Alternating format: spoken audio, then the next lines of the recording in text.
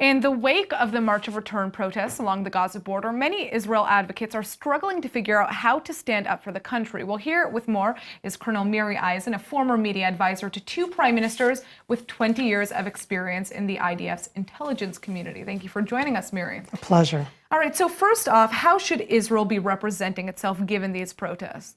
So the first thing is that we have to remember that we do have a heart. I think that the reason that we're getting the hard side is because we're not showing any kind of sympathy. All we're talking about is Hamas. Now, I absolutely am against Hamas. I think that Hamas are definitely organizing, but Natasha, we're not looking behind the scenes. We're not looking at what the rest of the world is seeing. And the lack of heart is hitting us hard. And I don't think that it's something that's hard to do.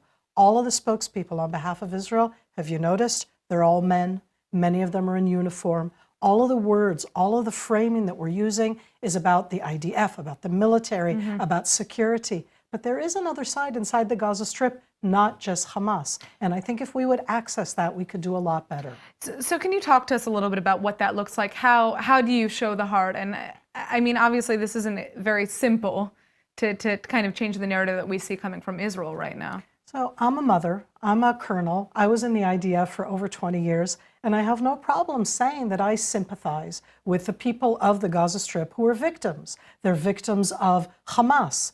But in that sense, by realizing that they are victims, I'm separating them from Hamas. Israel does not acknowledge the people in the Gaza Strip at all. All of our PR, and I understand that, but all of our PR has only been against Hamas. And by doing so, people who are looking at the Palestinian people as victims, as we see the pictures here of soldiers, of all of those different things, that's not what the rest of the world is seeing. They're seeing pictures of really, at the end, millions, it's almost 2 million people who don't live in a lovely place and Hamas rule over them. And what they're hearing in the world is that Israel is blaming them for their own situation. All right, well, do you think the United Nations was right in its criticisms here? Was Israel doing what it needed to do on the border in response to these protests? So perhaps what we need to do is to separate what's happening on the border from what's happening behind. I like to call it the front stage and the back stage, because essentially in the front seats we have protests. But in the upper tiers, all behind it, and that's what the world is seeing, it isn't just Hamas, it isn't just protests.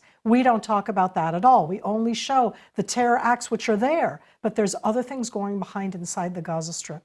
And I do think that that would have made maybe a difference. Let's be honest, in the United Nations, we're not going to win anything, certainly not in the General Assembly, not in the United Nations Human Rights Commission. They're not there to help out with us. All right, well, Colonel Miri, thank you so much for joining us.